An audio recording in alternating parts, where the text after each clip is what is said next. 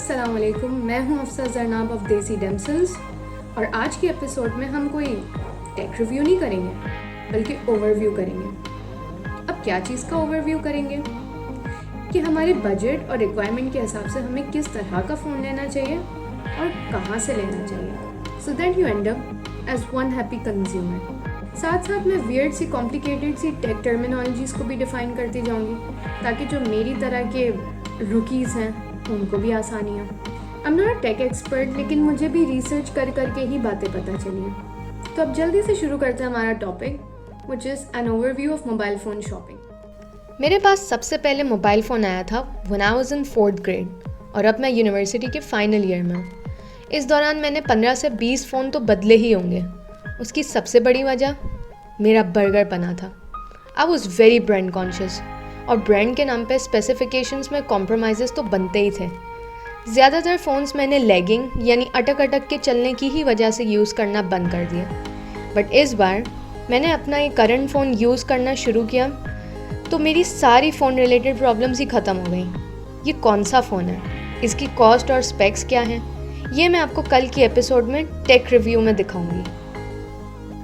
Mobile phone shopping के 2 parts होते हैं। सबसे पहले phone selection, and in my opinion यही सबसे लंबा काम है, और फिर the actual purchasing.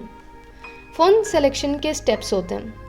Number 1 deciding your range category, number 2 specification criteria, number 3 comparison, number 4 elimination, number 5 side by side comparison अगर एलिमिनेशन के बाद भी 2 ऑप्शंस बचते हैं।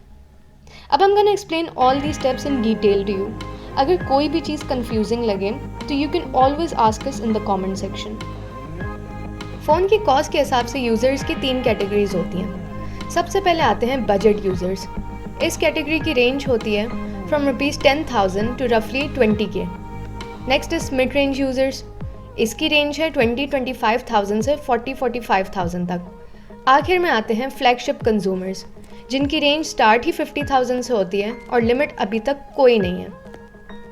अब जब आपने ये डिसाइड कर ही लिया है कि आप कॉस्ट कैटेगरी में कहाँ फिट होते हैं, तो फिर आपने डिसाइड करना है your requirement in terms of specifications, यानी आपको अपने फ़ोन में क्या क्या फ़ीचर्स चाहिए। मैं आपको अपनी एग्जांपल देती हूँ। मेरा बजट था रफली ₹30 से 35K तक।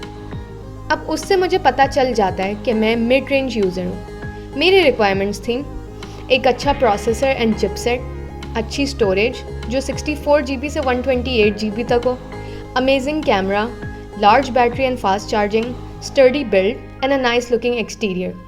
कुछ लोगों के क्राइटेरिया में रीसेल वैल्यू भी आती है। फ़ोन्स के मामले में I do not go for resale value because मुझे फ़ोन एटलीस्ट 2 to 3 years चलाना होता है। I don't have a job और एनीथिंग राइट नाउ। जो भी है अब्बा जान के ही रहमो करम पे है अभी। खैर, once you have decided your specs, step number 3 is comparison. Phones को कंपेयर करने के 2 to 3 वेज़ हैं। जो स्टेप्स मैं फॉलो करती हूँ वो मैं आपको बताती हूँ। सबसे पहले मैं सर्च करती हूँ best mobile phones under PKR 30K इन 2020। PKR लिखना इसलिए ज़रूरी है क्योंकि ओनली रुपीज़ तो इंडियन करेंसी भी है, और फिर आप कॉस्ट और स्पेक्स देखकर बेइंतहा खुशी हो जाएंगे। उसके लिए जो साइट्स मुझे सेटिस्फैक्ट्री लगती हैं those are what mobile, tech juice and price ओए। अब एक वेबसाइट के हिसाब से मुझे अपनी रेंज के मुताबिक मिल जाते हैं टॉप 5 to 6 फ़ोन्स। सबसे पहले आता है Xiaomi का Redmi Note 8, then Realme 5 Pro, then Vivo Y15, then Huawei Y7 Prime, Samsung Galaxy A20s, then lastly Infinix Note 6। अब नेक्स्ट स्टेप आता है एलिमिनेशन प्रोसेस का। कुछ कंपनीज़ की तो आपने स्पेसिफिकेशंस देखने से पहले ही रेंज के हिसाब से एलिमिनेट कर देनी है। उसमें सबसे पहले नाम आता है सैमसंग का। Like I said earlier, before my current phone I was one unhappy phone user. उसका रीज़न सैमसंग के phones and my lack of knowledge ही थे। सैमसंग और एप्पल के बारे में मैं ये कहूँगी कि they only specialise in their flagship devices. Samsung mid range devices बनाता तो ज़रूर है, बट मिड रेंजर्स की नीड्स पे ध्यान नहीं देता है। बहुत तो आपको सैमसंग के मिड रेंज डिवाइसेस के साथ अच्छी फोटोग्राफी एंड अच्छा एक्सटीरियर एंड बिल्ड क्वालिटी मिलेंगे। Next I will talk about why I would not go for Infinix और ओप्पो। ऑन पेपर तो उनके बहुत अच्छे स्पेक्स मिलेंगे, बट उनकी hardware durability and build quality is pretty much questionable to me. कुछ reviews के हिसाब से Realme में भी कुछ ऐसी ही शिकायतें आ रही हैं आजकल। Oh and by the way, thought I should let you know कि Realme, Oppo एंड Vivo एक बड़े ब्रांड BBK इलेक्ट्रॉनिक्स की सब्सिडियरीज हैं, तो आपको इन तीनों में सिमिलर प्रोज एंड कॉन्स भी मिलेंगे। खैर from here my next step would be side by side comparison. उसके लिए या तो I can read up about it on sites like GSM Arena और Price OI, या तो आई कैन वॉच अनबॉक्सिंग और phone reviews on YouTube channels में मैं आपको रिकमेंड करूँगी MKBHD and Mr. Who's the Boss if you're a tech geek overall, not just for phones and for flagship devices. फिर local channels में if you want generic reviews you can go for video Wali Sarkar, वरना we have BBomb, ZTechCare and Tech.com as well. अब all these eliminations and side by side comparisons से मेरे पास जो phone shortlist होते हैं those are Xiaomi Redmi Note 8, Huawei Y7 Prime and Realme 5 Pro. मैं Huawei को अभी इसलिए कंसिडर नहीं करूँगी because of its issue with Google products on it's 2019 onwards devices. मैं आपको जल्दी से Redmi Note 8 and Realme 5 Pro का साइड बाय साइड कंपैरिजन अपने क्राइटेरिया के हिसाब से दिखाती हूँ। मेरे स्पेसिफिकेशन क्राइटेरिया के मुताबिक टॉप प्रायोरिटी है प्रोसेसर की। तो सबसे पहले मैं आपको बताती हूँ कि प्रोसेसर या चिपसेट का फंक्शन क्या होता है। Chipset is an integrated circuit that combines together all basic components of a system on one chip. यानी ये एक ऐसी छोटी सी चिप होती है जो पूरे फ़ोन के ऑपरेशंस को कंट्रोल कर रही होती है। आपका चिपसेट जितना अच्छा होगा फ़ोन की एफिशिएंसी एंड परफॉर्मेंस भी उतनी ही अच्छी होगी। फ़ोन में लैगिंग एंड हीटिंग इश्यूज़ भी कम रहेंगे, तो अल्टीमेटली बैटरी भी ड्यूरेबल रहेगी। आप गेमिंग भी आराम से कर सकते हैं। आजकल जो सबसे बेस्ट चिपसेट्स हैं वो क्वालकॉम का स्नैपड्रैगन है, सबसे बेस्ट एफिशिएंसी उसी की है। फिर मीडियाटेक का हीलियो है, बट उसमें हायर बैटरी कंजम्पशन देखने को मिलती है, यानी लैगिंग एंड हीटिंग के इश्यूज ठीक ठाक मिलते हैं उसमें। खैर both Redmi and Realme make use of Snapdragon on these devices. Realme 5 Pro chipset के लिहाज से थोड़ा आगे है because of the more advance model, और ये जो 10 नैनोमीटर्स एंड 11 नैनोमीटर्स वाली कहानी है वो चिपसेट में यूज़ किए गए ट्रांजिस्टर्स की लेंथ होती है। जितनी कम लेंथ होगी उतनी अच्छी पावर एफिशिएंसी भी होगी एंड हीटिंग इशू भी कम से कम होगा। स्टोरेज के हिसाब से दोनों में रैम एंड रोम के कॉम्बिनेशंस मिल रहे होते हैं, और फिर कॉम्बिनेशन के हिसाब से कॉस्ट्स में फ़र्क आ जाता है। जितना कम रैम होगा उतना आपको मल्टीटास्क करने में लैगिंग का मसला नज़र आएगा। 30K की रेंज में 4GB से कम RAM is a very bad idea. ROM is your phone's internal storage, और 30K में 64GB से कम ROM not a good idea. बल्कि इनफैक्ट स्पेक्स में जितनी भी रोम कैपेसिटी मेंशन्ड हो प्रैक्टिकली वो फ़ोन में कम ही मिलेगी। जैसे 128GB अगर बॉक्स पे मेंशन्ड है तो रियल में 90GB होगी, 64GB मेंशन है तो फ़ोन में 48GB मिलेगी। उसकी रीज़न ये है कि अगर 64GB में 48GB अवेलेबल है तो रिमेनिंग 16GB फ़ोन की इनबिल्ट ऐप्स एंड सॉफ्टवेयर्स पे लग रही होती है। बाकी कैमरा के लिहाज से दोनों ही में क्वाड कैमरा सेटअप है with 48 megapixel main camera, 8 megapixel ultra wide, 2 megapixel macro lens and 2 megapixel depth sensor.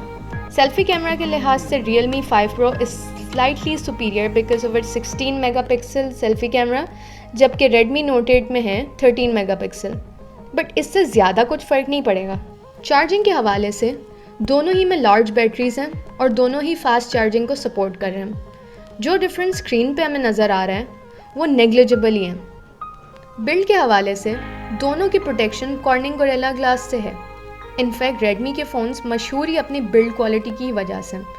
यहाँ पे भी Redmi Note 8 इस मामले में सुपीरियर है। जितनी अच्छी आपकी प्रोटेक्शन होगी उतना लॉन्ग लास्टिंग फ़ोन का हार्डवेयर रहेगा, स्क्रैचेस भी कम से कम नज़र आएंगे। और एक्सटीरियर के लिहाज से Redmi Note 8 को ही जाता है मेरा वोट। अब साइड बाय साइड कंपैरिजन भी हो गया। उसको दिमाग में रखते हुए और Realme के हार्डवेयर की ड्यूरेबिलिटी के नेगेटिव रिव्यूज़ के हिसाब से I would consider Redmi Note 8 as the best option. और हाँ, Redmi Note 8 के 4GB 64GB वाले वेरिएंट की कॉस्ट 2020 में ₹28,000 तक मिलेगी।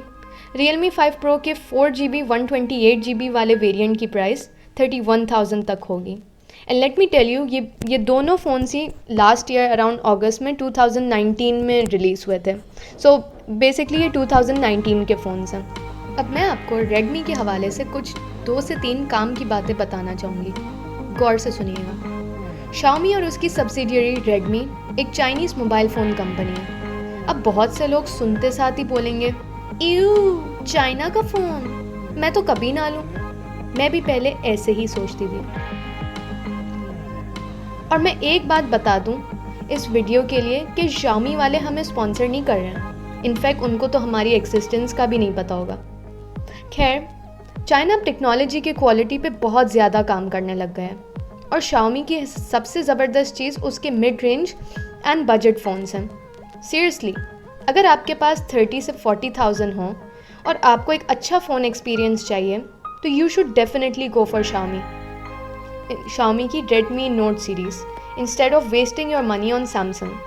मेरी Samsung से कोई दुश्मनी नहीं है. इनफैक्ट अगर आप फ्लैगशिप डिवाइस यूज़र हैं तो I would highly recommend Samsung.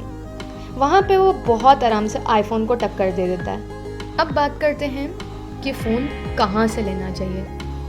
Either you can buy it online और ऑफलाइन. ऑनलाइन मार्केट पे इट्स बेटर कि आप कंपनी की साइट से डायरेक्ट परचेज़ करें. प्रोडक्ट ऑथेंटिक भी होता है एंड कंटेंट्स में कमी पेशी भी नहीं होती. Daraz.pk पे भी फ़ोन्स अवेलेबल हैं, बट फिर आपको प्रोडक्ट की रेटिंग्स एंड रिव्यूज़ देख कर ही डिवाइस ख़रीदनी चाहिए. नेवर बाय अ प्रोडक्ट जिसकी रेटिंग 5 स्टार से कम हो. That's my online shopping rule. Offline markets का ये फ़ायदा होता है कि आपको ओरिजिनल प्राइस से मैक्स ₹5,000 तक का ड्रॉप भी नज़र आ जाता है. मोबाइल मार्केट में आई वुड हाईली रिकमेंड अम्मा टावर इन सदर कराची. कराची के अलावा दूसरे शहरों का मुझे कुछ खास आइडिया नहीं है. आप कमेंट सेक्शन पे मेंशन कर सकते हैं. यहाँ आपको अच्छा डिस्काउंट देखने को भी मिलेगा. ऑफलाइन मार्केट से relevant I like to add 2 things. एक तो ये कि आप जो भी फ़ोन ख़रीदने जाएं अपनी रिसर्च अच्छी तरह से करके जाइए, वरना आपको कोई भी अच्छी तरह से बेवकूफ़ बना सकता है. दूसरी बात, शॉपकीपर को पैसे देने से पहले उसके सामने ही फ़ोन को के बॉक्स को खोल के उसके सारे कंटेंट्स को चेक कीजिए, बल्कि शॉपकीपर से ही बोलिए कि आपको चेक करवाए. Thank you so much for listening to the overview. अगर मुझसे कोई बात भी मिस हो गई है तो please let me know in the comment section below. और हाँ, नेक्स्ट एपिसोड में मैं करूँगी अपने करंट फ़ोन का रिव्यू. एनी गेसेस मैंने कौन सा फ़ोन लिया होगा? आप अपनी गेसेस को नीचे कमेंट सेक्शन पे ज़रूर मेंशन कर सकते हैं. Stay tuned for the next episode. तब तक के लिए अल्लाह हाफ़िज़.